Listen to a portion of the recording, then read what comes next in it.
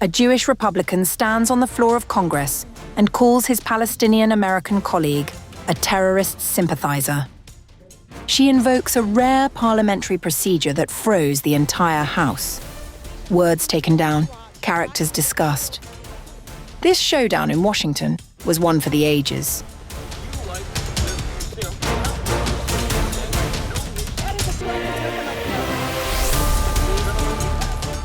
A rare parliamentary showdown brought the US House of Representatives to a standstill after a Republican congressman refused to apologize for accusing a Muslim colleague of associating with terrorists. The confrontation erupted during a floor debate on a war powers resolution for Lebanon, introduced by Representative Rashida Tlaib of Michigan, who sought to restrict US President Donald Trump's military involvement in Iran. Representative Max Miller of Ohio went after Tlaib directly, accusing her of fraternizing with Hezbollah. Hezbollah is a terrorist organization, the gentlelady from Michigan, and its members are butchers that you like to hang out with to a certain extent. No nation can be fully sovereign when an armed group operates outside the authority of its elected. Oh, I'm sorry. Are we getting a little emotional? Gentlemen will suspend. Tlaib shouted back from across the chamber. Miller mocked her for it. The presiding officer, Rep. J. Obernolte of California, slammed the gavel and called for order. That is a direct attack on my character. I please request to strike the words down. Gentlemen from Ohio will be seated.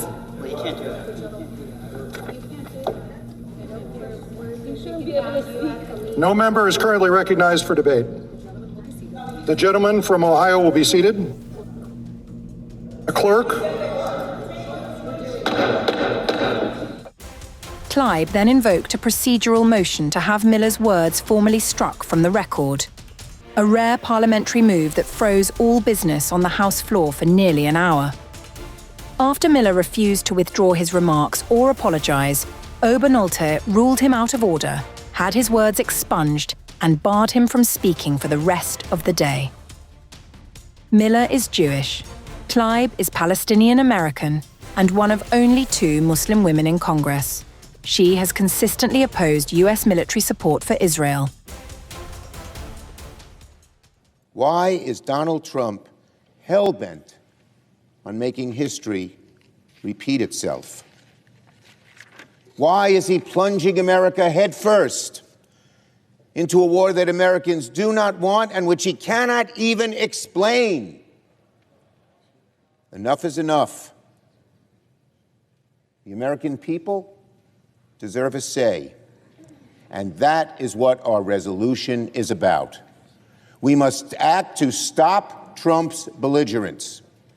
The American people will be watching how senators vote. History will judge this chamber for how we act. To my colleagues, all of my colleagues, it is time to make a stand. We must stop another war in the Middle East. Senator from Mississippi is recognized. Mr. President, 45 of the last 47 presidents, which is all we've had, have ordered kinetic acts, just like President Trump has done, without going to Congress. This isn't new. This has happened 45 in the last 47 presidencies. The Constitution, Article 2, clearly gives the president not only the right, but indeed the duty, as does his oath, to protect the United States.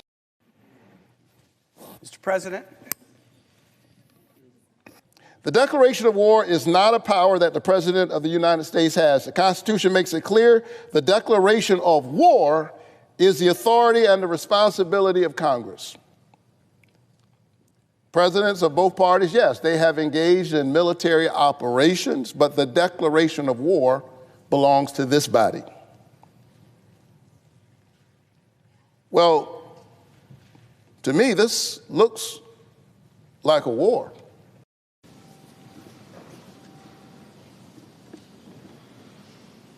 I'll vote no on the pending resolution. President Trump, decided to attack Iran. That decision was profound, deliberate, and correct. The president understands the weight of war. He was clear-eyed about the risk, and he was honest with the American people. From very early on Saturday morning, he said, we pray for every service member as they selflessly risk their lives to ensure that Americans and our children will never be threatened by a nuclear-armed Iran.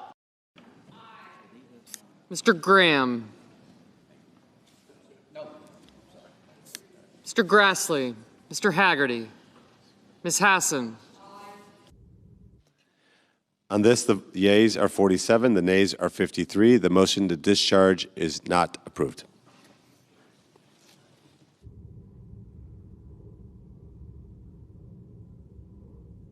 The clerk will report the title of the concurrent resolution. House Concurrent Resolution 38, concurrent resolution directing the President, pursuant to Section 5C of the War Powers Resolution, to remove United States Armed Forces from unauthorized hostilities in the Islamic Republic of Iran.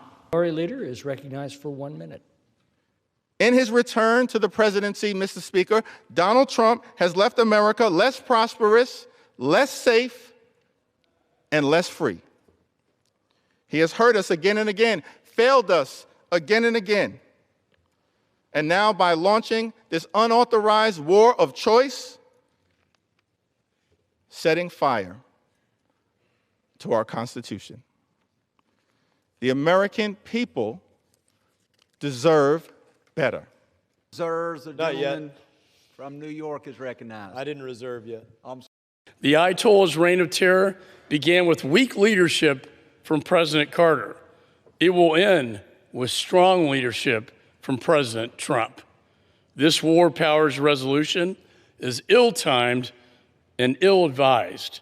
Congress must stand with the president and our military to finally close, once and for all, this dark chapter of history and pave the way for lasting peace. Reserves. The gentleman from New York is recognized. This administration can't even give us a straight answer as to why we launched this preemptive war. The president says we had to strike first because an Iranian strike was imminent. Meanwhile, the Department of Defense conceded there was no evidence of an imminent Iranian strike.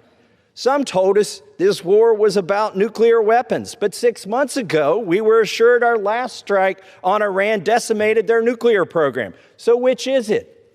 I think the most candid answer came from the Secretary of State, who told the press that Israel forced our hand and dragged us into this war again. And that truth is the very reason why it is Congress that must decide war. The gentleman from Florida is recognized. I inquire how much time each side has left.